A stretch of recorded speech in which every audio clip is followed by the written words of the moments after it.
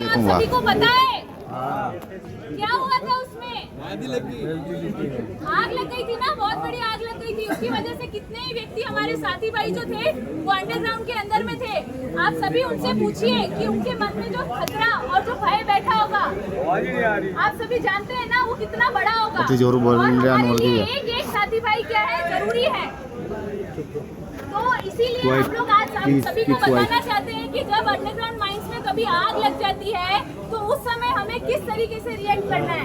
क्या हमें आग को देखते ही छोड़कर भाग जाना है? क्या हमें ऊपर कंट्रोल रूम में इन्फॉर्म करना है? क्या हमें खुद को आग बुझाना है? हमें कौन सा ऐसा स्टेप है वो लेना चाहिए, उसके बारे में हम आज आप सभी को बताएंगे। इसके साथ साथ ही हम आपको ये बताएंगे कि अगर आपके आग अपने कंट्रोल में है, आप देखते हैं कि मशीन के ऊपर में कहीं से स्मोक आ रहा है और आपको लगता है कि वो ऑटो फायर सप्रेशन सिस्टम से बुझ जाएगा, तो हमें उसको कैसे एक्चुएट करना है इसके बारे में हम आपको बताएंगे। और आप सभी में से एक साथी भाई ही उसे एक्चुएट करेगा उसको, और आप सभी देखेंगे और उसको सीखेंगे कि हमें अंडरग्राउंड में किस तरीके से आपको बुझाना है। हालांकि ठीक है, करता हूँ। लेकिन उस समय हम लोग समय पे वो सफिशिएंट ना होने के कारण हम लोग क्या करते हैं कि ऑटो फायर सप्रेशन सिस्टम दिए होते हैं, जिससे मशीन के बैटरी एरिया में, इंजन एरिया में, ट्रांसमिशन एरिया में अगर कहीं स्मोक दिखता है, चिंगारी लगती है, आग लगती है, उस केस में अगर हम इसको दबाएंगे तो एक DCP ड्राई केमिकल पाउडर जो है वो स्प्रेड होगा और वो स्प्रेड होके आपकी जो आग है उसको बुझा देगा। उसके साथ साथ इसके अंदर में एक लिक्विड केमिकल भी होता है, वो भी स्प्रेड होके और स्प्रे होगा और उस आग को बुझाएगा। हमें क्या करना होता है, आग के लिए या तो ऑक्सीजन खत्म करनी है या मीडियम खत्म करना है जहाँ से वो उठा है। तो ये क्या करता है, उसके मीडियम को खत्म कर देता है। ठीक है, तो हम लोग एक प्रैक्टिकल करके देखेंगे कि हम लोग इसको कैसे एक्चुएट कर सकते हैं, ये कैसे काम करता है। उससे पहले मैं विशाल आनंद सर को बुलाना चाहूंगी, अगर आप कोई मैसेज देना चाहते हैं इससे पहले जब हम एक्चुएट करें इसे। सब आगे तक बुझे, खाली इंजन खाली इंजन लगती है जुम्मो में, खाली इंजन भी बोलती है कि मतलब आगे तक ये दबाने से कहाँ तक मतलब आग बुझेगा? ये जो एयर पैसेज वाला जो सिस्टम है ना, ये आपके इंजन, बैटरी और ट्रांसमिशन एरिया को कवर करता है। और जो आग लगती है ना, हमेशा आग को बुझाने का एक तरीका होता है कि अगर हम लोग उसके मीडियम को खत्म कर देंगे, जैसे किसी कागज पे आग लगी, अगर हम उस कागज की आग पे DCP डालेंगे ना, तो अगर वो मीडियम खत्म हो गया तो अपनी आग जो है वो बुझ जाएगी। तो मैक्सिमम जो आग लगने का खतरा रहता है वो हमारे हॉट एरिया में रहता है। हॉट एरिया कौन सा होता है? Engine, transmission, drive shaft. तो उस एरिया में ये पूरी तरह से स्प्रेड हुआ है। बूम वाले एरिया में हमारा कोई भी DCP पाउडर का स्प्रेड नहीं होता है, तो ये उस एरिया को कवर करेगा। अरे ये कोई ना किशन जी मेरे केमिकल है, इसके लिए हमारे पास में जो मैनुअल एक्सटिंग्विशर है आप उसको यूज कर सकते हैं, क्योंकि वो हॉट एरिया है। सर्किट से अलग है, उसमें वो नहीं जाएगा। ऑयल तो जाता है ना, ऑयल जाता है लेकिन आगे भी है, बिल्कुल इंजन से बाहर का एरिया है। मैनुअली सर्किट से लगता है आग भी लग जाता है, आगे भी हो सकता है मैनुअली। अभी ये देखो सर, ये देखो ये टायर के पास में ये एल्बो लगा हुआ है, इसे भी लग सकता है आगे। तो आगे भी है।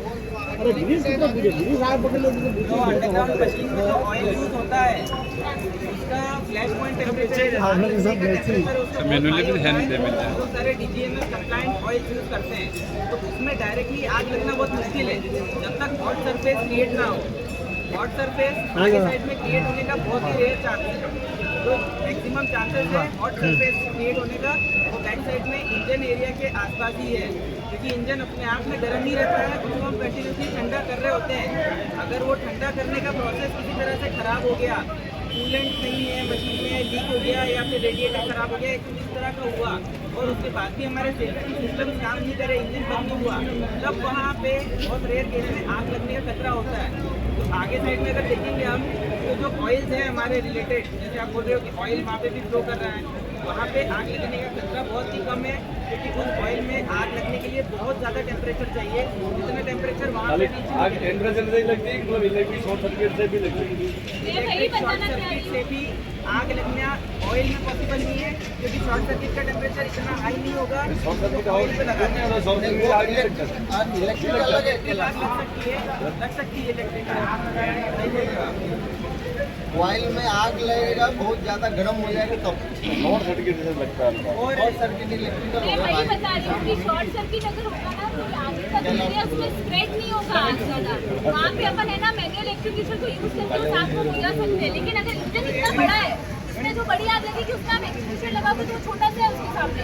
इसीलिए हमने सपोर्ट के लिए ये सिस्टम दिया है ताकि वो आगे आग बढ़कर फैले ना, है ना। आगे का सिस्टम है वहाँ पे आग जो लगेगा वो छोटा आग लगेगा, इसको आप एक्सटिंग्विशर से बुझा सकते हो, उस तरीके का आग लगेगा अगर लगेगा। चलो ठीक है चालू करें। अरे आनंद अभी कर रहा है। आनंद एम वादी लगा फटाफट दबा दे एकदम ये फायर एक्सटिंग्विशर ने दबान बता के शान दबानो दबा दे एकदम लाकांड को बड़ी को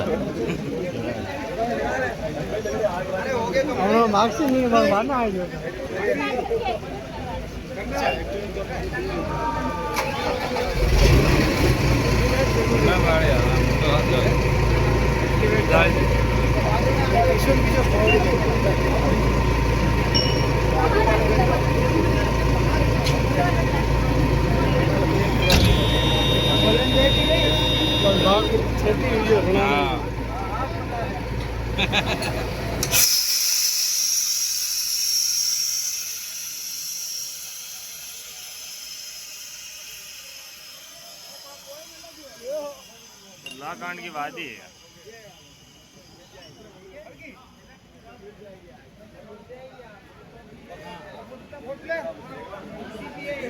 पूरा तो कवर हो गया।